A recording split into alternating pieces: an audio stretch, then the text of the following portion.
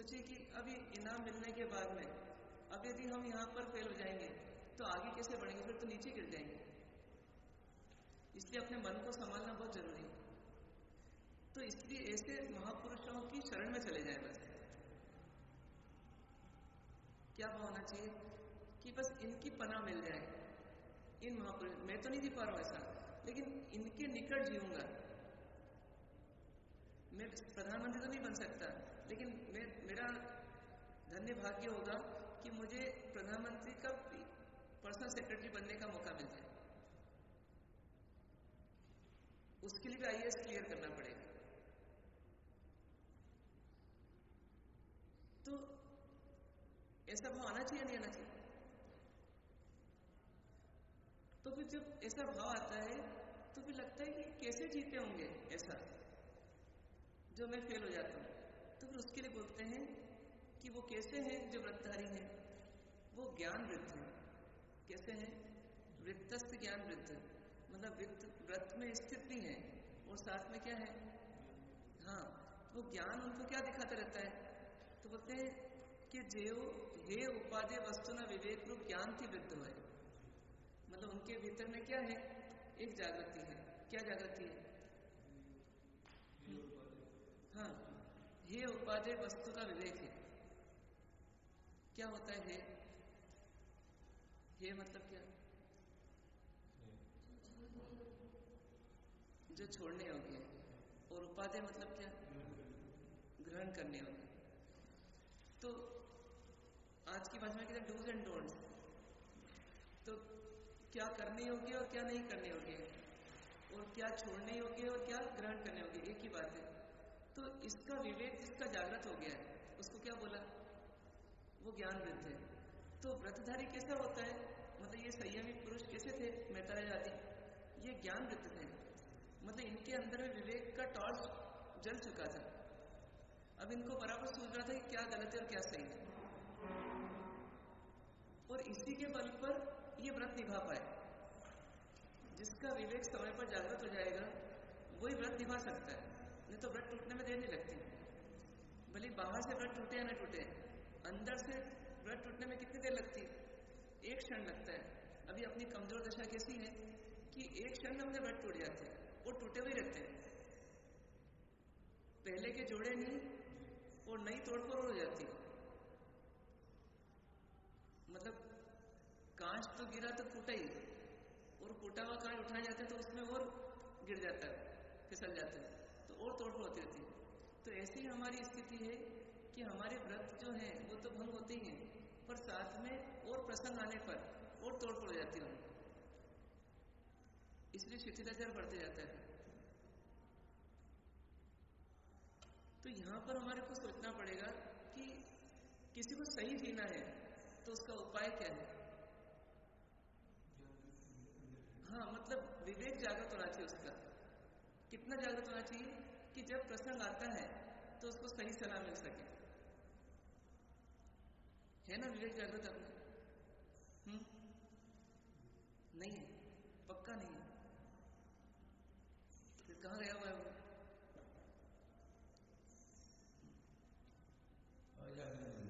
है? हाँ, अजागृत नहीं है तो है कहाँ वो? अस्तित्व ही नहीं है उसका। मतलब एक चीज सोचना पड़ेगी हमको कि हमारे को जब कोई प्रसंग आता है तो अंदर सही सजेशन क्यों नहीं मिलता, गलत सजेशन क्यों मिलता है?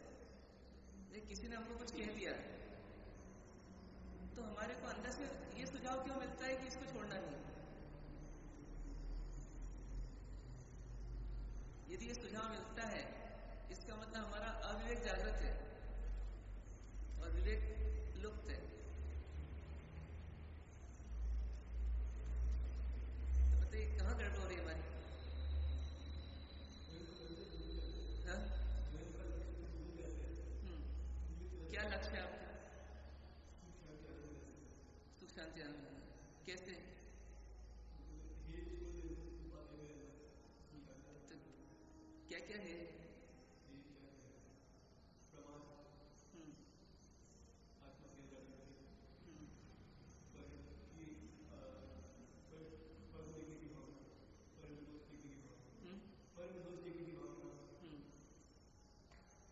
आनंद आता है, इसे सुख शांति आनंद आता है ना इससे।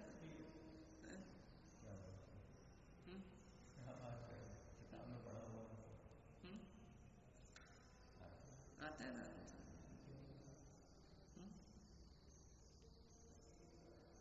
अच्छा, आनंद के लिए तो करते हैं ये सब।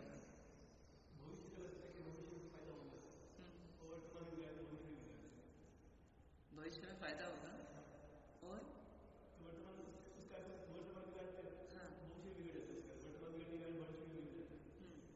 नहीं तो जो हमको लग रहा है भविष्य में फायदा होगा, तो ये हमारा पूरा समझा हुआ है ना, ये विवेक हमारा दूरदर्शी होकर के सोच रहा है ना इसको।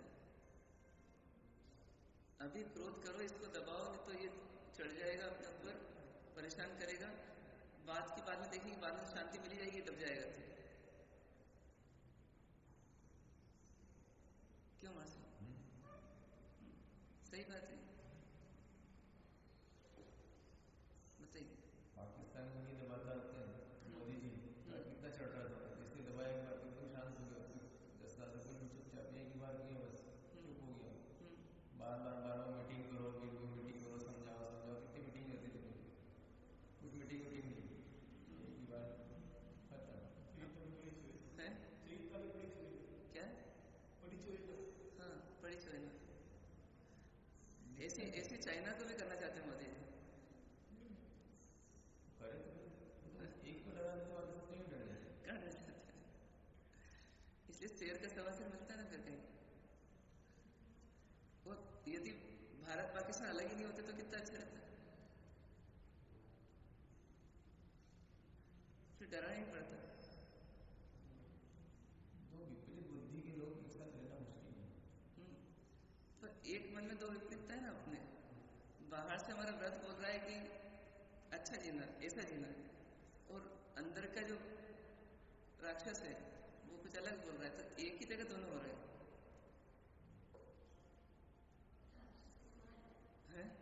राक्षस को मार डालना पड़ेगा। राक्षस नहीं, जहाँ जब जैसे योग्य वहाँ वो योग्य है। राजा जब राजा की कुर्सी बैठा हुआ है तो उसे फांसी की सजा भी देनी पड़ेगी, और जब वो निकला है तो दिन की सेवा भी करता है। राष्ट्रपति जी है तो जब जाते हैं गुरुद्वारा में जाते हैं तो जूते की सेवा भी करते हैं, जूते उठा करके रखते हैं लोगों की, जब वहाँ उस पोस्ट में बैठे तो अपना पूरा रुबाब भी दिखाते हैं। तो ऐसा थोड़ी नहीं। पर अब जैसे इतने सारे महापुरुष जो थे, राजा महाराजा चक्रवर्ती, इन्होंने संयम लिया और फिर मोक्ष गए, तो ऐसा क्यों किया? बस एक कर्तव्य निभा दिया, दूसरा कर्तव्य ठीक है मेरा काम नहीं है, करने आया था मेरा काम। नहीं तो संसारिक काम कभी खत्म होते हैं क्या? भगवान ऋषभ देव जी ने आज ही निभाया है, तो ये भरत बाहुबली का युद्ध तो बाद में हुआ ही, तो रुकेगा संसार के काम। देखेंगे अपन अपना काम कर दो, अपन अपना जितना है अपना काम कर दो, मेरे को जितना है मेरे दोनों रूप होना चाहिए ना, तो उन्हें बाद में शांत रूप में बना लिया, दो रूप छोड़ दिए उन्होंने। सीट पे बैठनी है, हाँ, उस सीट के अनुकूल काम करेगा, रोल एंड रिस्पॉन्सिबिलिटी। हाँ, नहीं तो अब जो सीट है अपनी वास्तविक सीट कौन सी है? हर व्यक्ति मल्टीपल रोल है, तो सबसे प्रथम रोल कौन सा है? एक व्रती का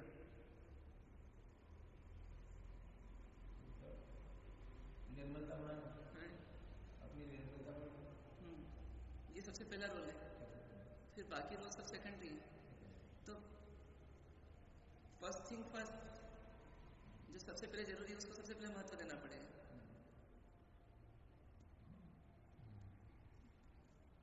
तो वैसा अपन नहीं कर रहे, तो ये अपनी गलती है, इसको अपन सुधारना पड़ेगा। और कहीं कहीं हम अपने अधिकार की सीमा से बाहर जा रहे हैं, तो वो और गड़बड़ है।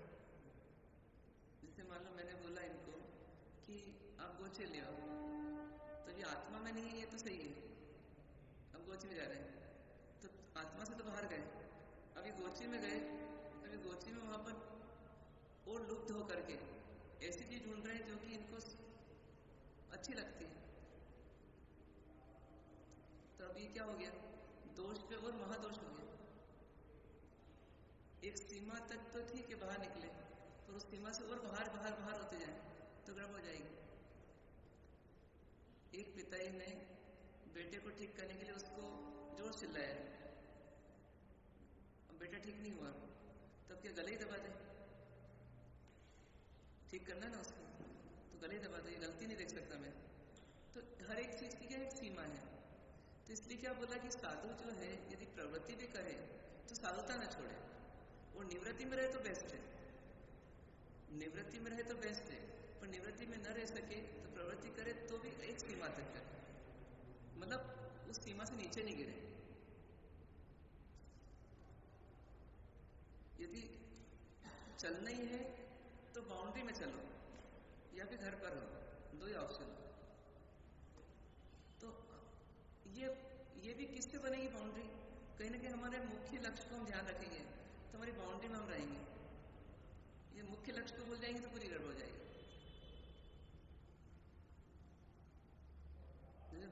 मोदी जी ने हमला करवाया तो कहां तक करवाया? जहां तक उनके वो बने हुए तंबू बने हुए थे, क्या बनना चाहिए ना, पूरे इस्लामाबाद तक नहीं पहुंच गए, मतलब एक सीमा। तो ऐसे हमको समझना पड़ेगा कि हमारी सीमा क्या है। वापस आ गए, हाँ वापस आ गए। तो कोई भी कार्य में हमारी सीमा को हमको ध्यान रखना पड़ेगा कि ये मेरी बाउंड्री है, इससे बाहर मुझे नहीं जाना है, चाहे कुछ भी हो जाए। पर वो कौन रोकेगा? जो पहले से बाउंड्री का विवेक जागृत होगा कि बस ये मेरी बाउंड्री, ये मेरी बाउंड्री। जैसे आप बड़े हैं, आप छोटे साथ में गए, तो मान लो आपने कोई गलती की, अब आपके उसमें कर्तव्य में आ गया कि इनको ठीक करना है, पर किस हद तक? तो जैसे इन्होंने गलती छोटी की है तो आपकी समझाइश तक क्या आप काम हो जाएगा, मतलब एक सीमा रेखा रहेगी। ऐसी मन की भी सोचें कि जुड़ना तो पड़ेगा, लेकिन कितना जुड़ना, कहाँ जुड़ना, कैसे जुड़ना, ये हमको सोचना पड़ेगा। दो ही चीजें हैं, या तो पूरे निवृत्ति में आ जाए तो बहुत अच्छा, पर यदि निवृत्ति में नहीं है तो फिर निवृत्ति प्रवृत्ति संतुलन। ऐसा नहीं प्रवृत्ति में जाते जाते निवृत्ति छूट जाए, वो प्रवृत्ति में भी कषाय बढ़ते चले जाए।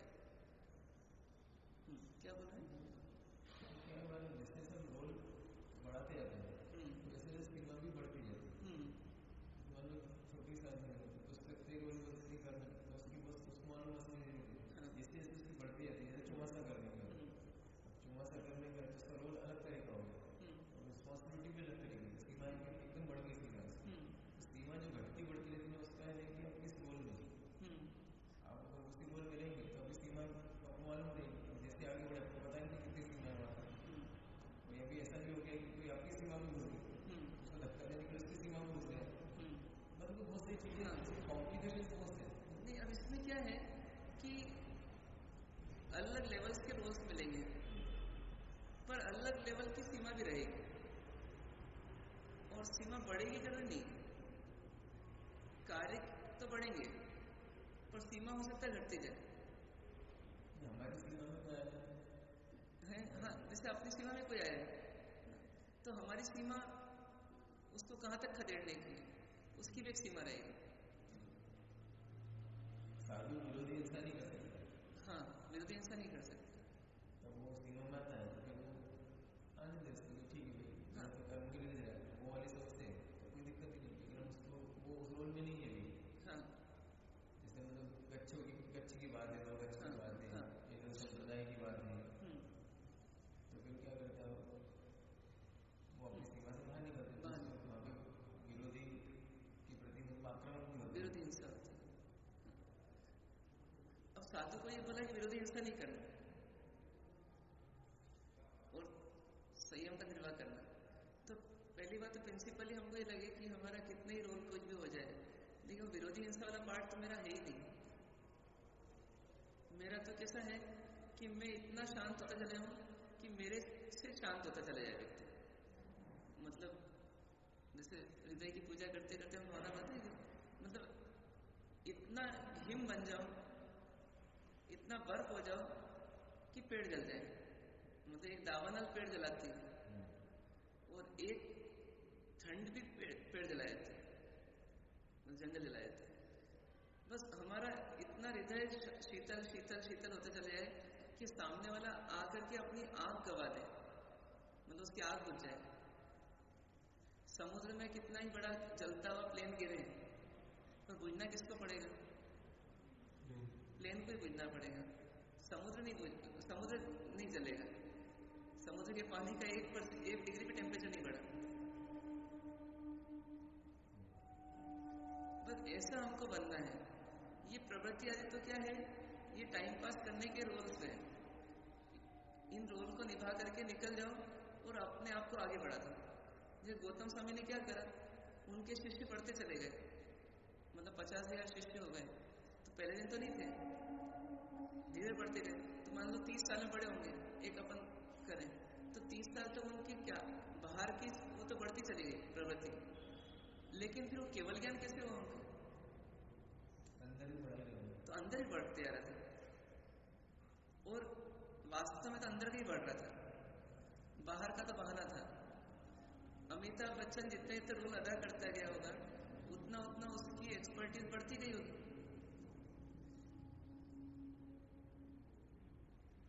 और ये चैलेंज होगा कि मतलब मैं तो एक एग्जांपल दे रहा हूँ, मतलब कि बुढ़ापे में जाकर के भी पिक्चर सुपरहिट हो जाए किसी की, तो ये बहुत बड़ा चैलेंज है।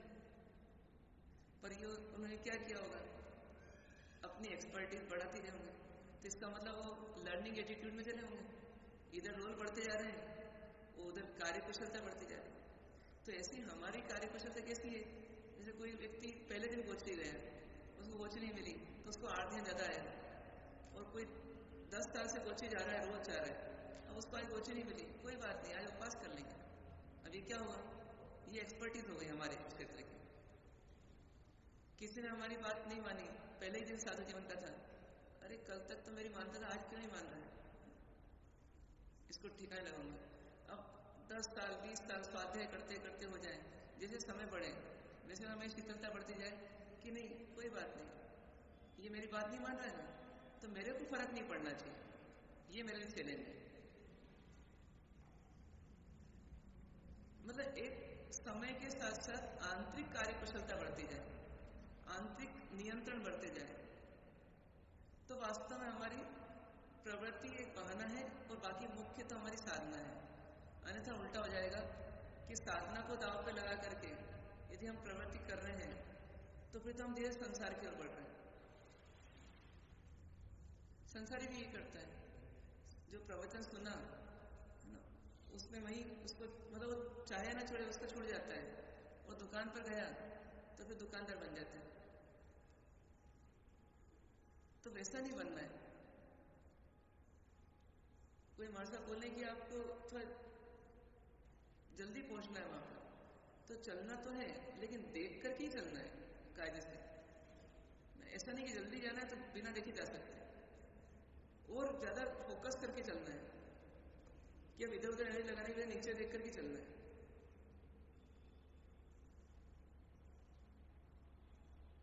तो ये क्वालिटी हमारी बढ़नी चाहिए। जैसे पद बढ़े, कार्यभार बढ़े, वैसे भी क्वालिटी बढ़ाना है। कायदे से क्या है, जैसे मान लो कि जैसे आपकी दीक्षा पहले 10 साल की हो गई, तो इनकी 1 साल की है, 2 साल की है, तो इनको गुस्सा आ सकता है, पर आपका गुस्सा नहीं आना चाहिए क्योंकि आपको 10 साल हो गए। यदि आप अपने आप को सीनियर मानते हैं, इसका मतलब है कि आपके अंदर सहनशीलता ज्यादा होनी चाहिए, आपका धैर्य ज्यादा होना चाहिए, आपका संतोष गुण ज्यादा होना चाहिए, आपकी अनासक्ति ज्यादा होनी चाहिए, तभी तो आप बड़े हैं। नहीं तो आप बड़े कैसे हो?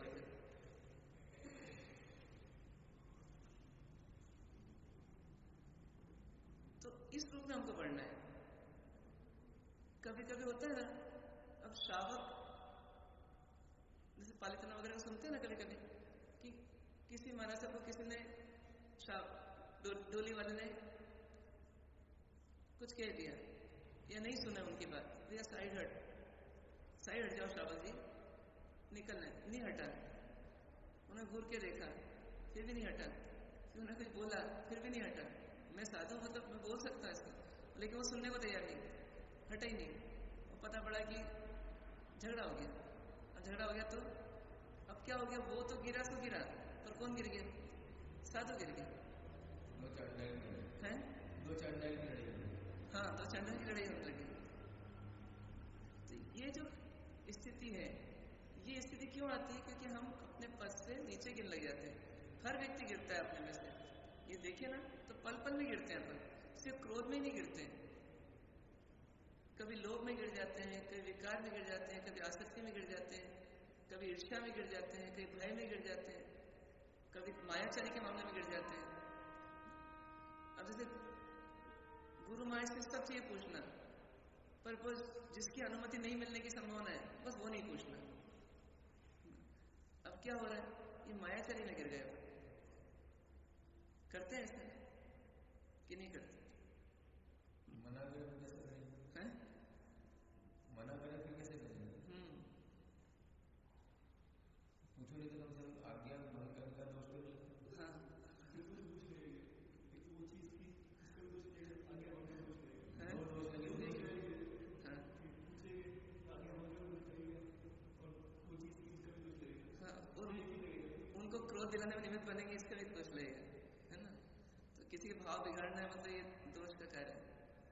तो क्या करना? एक ही दोष, एक ही दोष लेगा। हमारे साथ फॉर्मूला मिल गया नया। मजा आ रहा है। तो आप सोचो कि ये दोष बड़ा है कि छोटा है? क्यों बोला निशल्य वृत्ति? शल्य आ गया ना, माया शल्य आ गया तो व्रति भंग हो गया, फिर तो आप शिष्य नहीं रहे। यदि आपने पूछा तो एक गुण का पालन तो किया आपने, पूछने के गुण का। यदि पूछा ही नहीं तो आपने विनय भी खोया और माया भी, और वो गलती बता देंगे, कभी आप पकड़ लेंगे तो क्रोध भी आएगा। ये जिसने बताया उसके प्रति आएगा कि इसने मेरी चुगली की, और या फिर जिसको डायरेक्ट पता पड़ गया तो उन पर गुस्सा आएगा कि 4 लोगों के सामने मेरे पोल खोल दी। जो भी, मतलब ये माया कितनी हमको उलझाती है।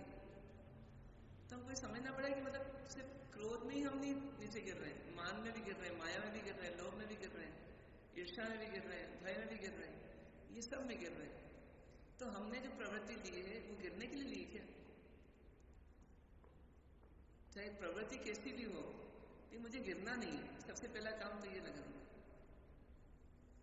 प्रवृत्ति छोटी हो या बड़ी हो, लेकिन मेरे को गिरना नहीं। प्रवृत्ति तो बहाना है।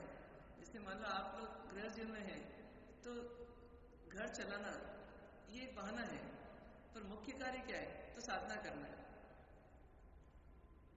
अब कुछ न कुछ करेंगे और कोई ना कोई रोल मिलेगा, तो वो रोल तो एक बहाना रहेगा, पर उस रोल में मुझे मेरा काम करना है।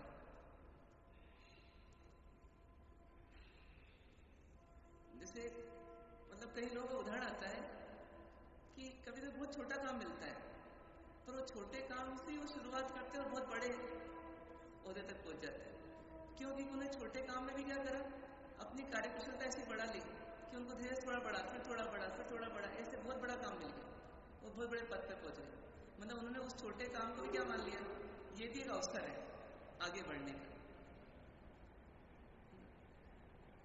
जैसे कोई व्यक्ति इंटरव्यू के लिए आया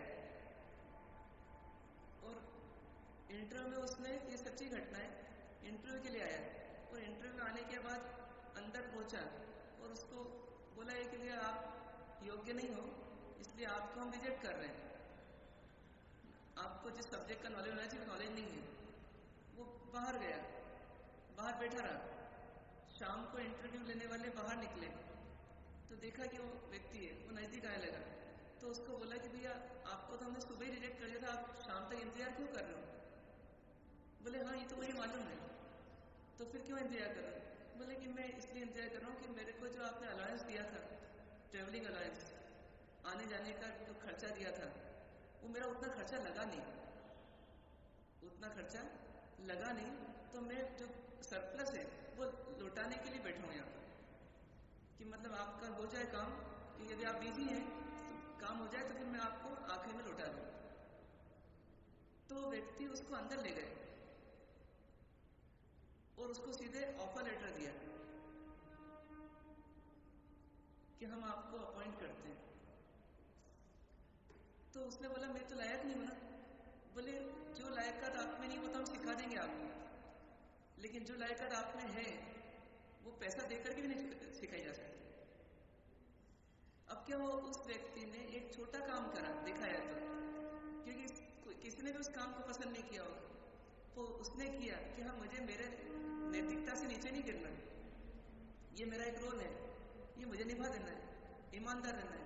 उसने ईमानदार होने का बस एक गुण निभाया और उसको प्रमोशन मिल गया, नौकरी मिल गई।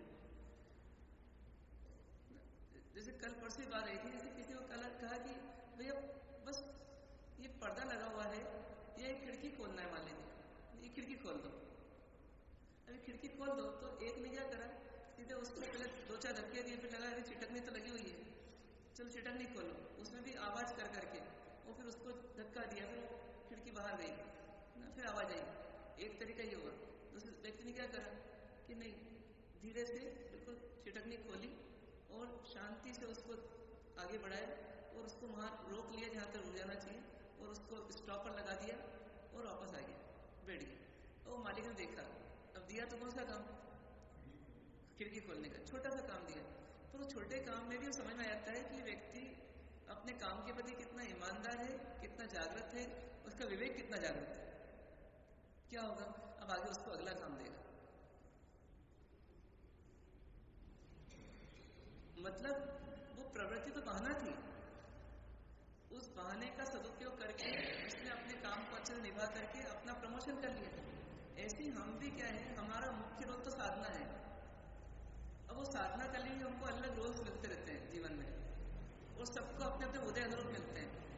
इन रोल्स को कितना अच्छी तरह मैं निभा सकता हूँ, ये मुझे सोचना है। अब अच्छे से निभाना मतलब क्या, कि मेरी साधुता भंग ना हो, मेरी साधुता भंग ना हो और उत्तरोत्तर बढ़े।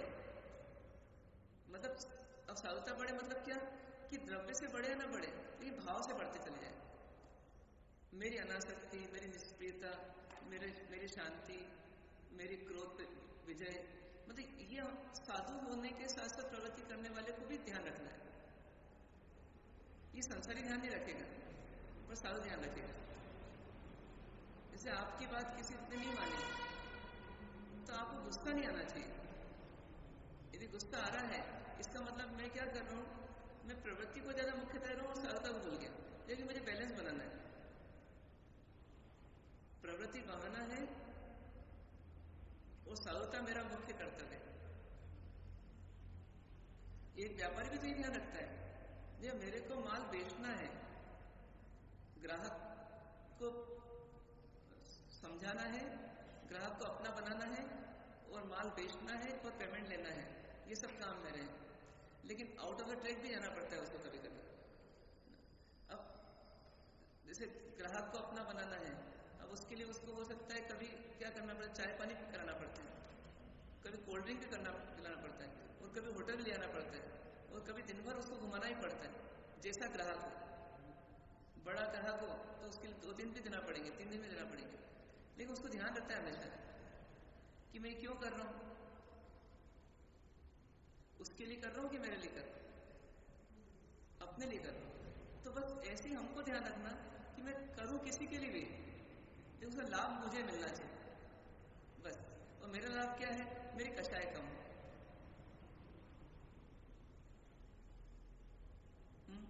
होना चाहिए कि नहीं होना चाहिए, बताओ।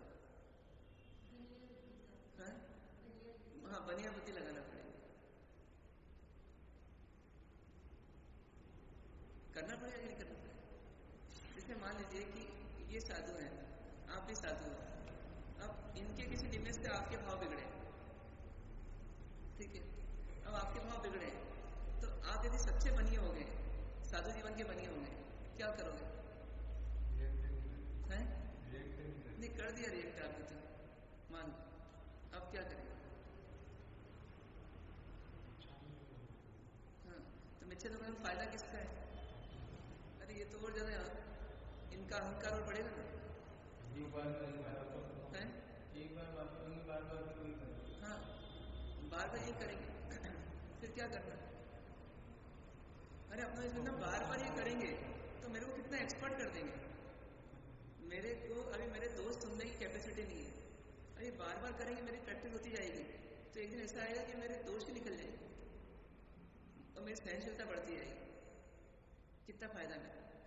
हम सामने वाले फायदा ढूंढ लेते हैं, सामने वाले फायदा ढूंढ लेते हैं। हाँ इसको चुप कर देंगे तो बेचारे इसका भाव नहीं मिलेगा। हाँ, जैसे पहले के ससुर जी या सासू जी क्या करते थे, बहू को पहले दिन से सुनाओ, उसकी कैपेसिटी बनी रहेगी। अपन पहले नहीं सुनेंगे ना, पहले नहीं सुनाएंगे, उसको दबाएंगे नहीं, तो बाद में फिर वो उसको दबाना बहुत मुश्किल पड़ेगा। इसे शुरू से दबा के चलो, है ना। तो ऐसे अपन भी क्या करते हैं, अपन सामने वाले को दबाने की कोशिश करते हैं, पर अपन ये सोचो कि उसके कारण से उसका तो फायदा हो रहा है। वो यदि दबते जाएगा तो उसकी प्रैक्टिस होती जाएगी। मेरे से कोई विपरीत बोले और मैं शांत हूं तो मेरी प्रैक्टिस हो रही है, मेरे संस्कार बन रहे हैं उसके, तो मेरे लिए आगे का जीवन बहुत आसान होते जाएगा।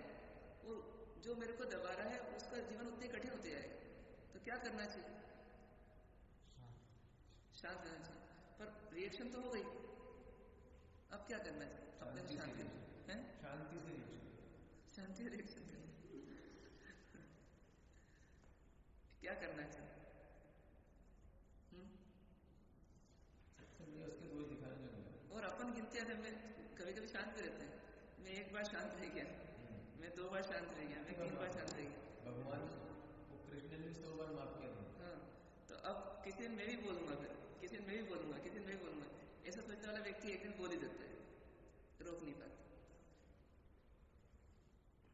जो सोचे कि मैंने कोई बड़ा काम नहीं किया पर मजा लिया मैंने जीवन का, कि प्रतिक्रिया नहीं करने में भी मजा है, एक आनंद आया कि देखो मैं चुप रह सकता हूँ, मैं सहन कर सकता हूँ, मैं लेट गो कर सकता हूँ, आनंद आया। अब इस आनंद को बढ़ाना है मेरे को, जीत गया। हाँ मैं जीत गया और मुझे जीतना है। अभी मैं क्वालिफाई कर गया हूँ, अब क्वार्टर फाइनल, सेमीफाइनल, फाइनल करके मेरे को वर्ल्ड कप जीतना है। कषाय जीतने का हम एंजॉय नहीं करते। हाँ, कषाय जीतने का एंजॉय करना चाहिए। किसी प्रसंग में हम सही जिए तो उसका एंजॉय करना चाहिए। अरे आज मैं जीत गया, देखो आज मेरी साधना रंग ली, साधना का रंग आया। सुनाओ फलीभूत हो गया। हाँ, सुनाओ फलीभूत हो गया, मतलब आज मेरा स्वाध्याय हुआ, सच्चा स्वाध्याय तो आज हुआ मेरा। जैसे युधिष्ठिर को जैसे वो मारा, आज मेरा हो गया सत्यम वदन, सीख गया मैं, आज मैं सीख गया, कॉन्फिडेंस आ गया उनको, अब मैं जीतूंगा। कि सत्य बोलने की यही तो सजा मिल सकती है, और क्या हो सकता है अधिक सजा। तो आज मिल गई मेरे को सजा, और मैं उसमें जीत सहन कर रहा हूँ, मतलब मैंने उसको फेस कर लिया, स्वीकार कर लिया, बस। तो ऐसा ही बन सकते हैं क्या अपन, बताइए। इसलिए जिससे नहीं पड़ती है ना, उससे बोलना ही मौन है, और जिससे पड़ती है उसके सामने चुप रहना मौन है। क्योंकि अपन यदि बोल रहे हैं उससे, इसका मतलब हम पहल कर रहे हैं साधना की। तो मेरे को साधना करना है, मेरा लक्ष्य ना मौन है ना बोलना है, मेरा लक्ष्य तो साधना करना है। साधना जिससे आगे बढ़े वो मौन है, और साधना जिससे नीचे गिरे वो वाचालता है। तो इसलिए इन चीजों का ध्यान रखना पड़ेगा अपने। कुल मिलाकर के एक ही पॉइंट है बस, साधना, बाकी सब तो साधन है। अपन क्यों करते हैं कि भैया मेरा उपवास है, लेकिन यदि पलटना पड़ रहा है तो जीव हिंसा होगी, हो सकती है, तो क्या करना, चलो मुझे ही दे दो, मैं ही वापर लेता हूं। क्यों, कि भैया साधना कर रहे हैं ना, और क्यों अपन आगार रखते हैं सव समय बत्तियां काटो, ये साधना छूटेगी तो उपवास में भी आगार है। तो इसका मतलब ये नहीं कि लड्डू खाने की इच्छा हो जाए लड्डू खा लिया करेगा उपवास में, मतलब ये साधना करना पड़ेगी कि जब जैसी जरूरत है वैसा कर लें और अपनी साधना आगे बढ़े। राग का पोषण नहीं हो साधना के नाम पर, ऐसी साधना करना पड़ेगी हमको। तो उसका समय शुरू होगा अभी, कब तक चलेगा? बोलो है? हाँ, तो अब कल एनालिसिस करेंगे अपन कि अपने दिन भर में साधना बढ़ी कि घटी। प्रवृत्ति भी रहेगी, निवृत्ति भी रहेगी, लोग भी आएंगे जाएंगे भी, कहीं भूख भी लगेगी, प्यास भी लगेगी, कभी कोई सुनाएगा भी और कोई बात नहीं मानेगा। ये सब चीजें होगी, पहले से तैयारी कर ले। एक युद्ध भूमि में जाने वाला सब तैयारी रखता है ना, लेकिन उसको पता नहीं मेरे को किसको कैसे फेस करना है, तो उसके बाण वगैरह भी सब रहते हैं, ढाल भी रहती है। तो ऐसे हमारे को भी तैयारी करके उतरना, तो हम क्या होगा, वो चीज याद आती रहेगी हमारे को कि अब मुझे साधना नहीं छोड़ना, साधना करते हुए काम करना। तो ऐसा जिसकी जागृति रहे बस वो विवेकवान है, वो ज्ञानवृत्त है। बाकी खूब शास्त्र पढ़ लिए या खूब सूत्र याद कर लिए, वो ज्ञान वृत्ति की पहचान नहीं है। ज्ञान वृत्ति की पहचान ये है कि परिस्थिति आने पर शांति से कैसे उसका सामना किया, मन को कैसे जीता,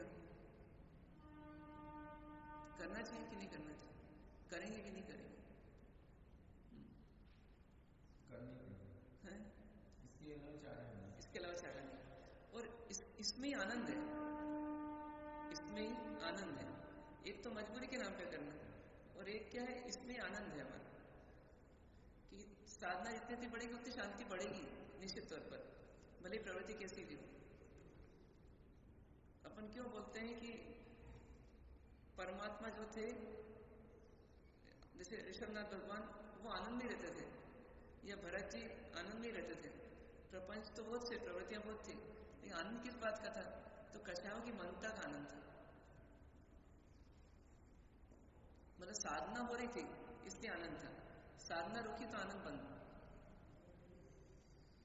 तो करना साधना की नहीं करना, तो उसके लिए जागृत होना।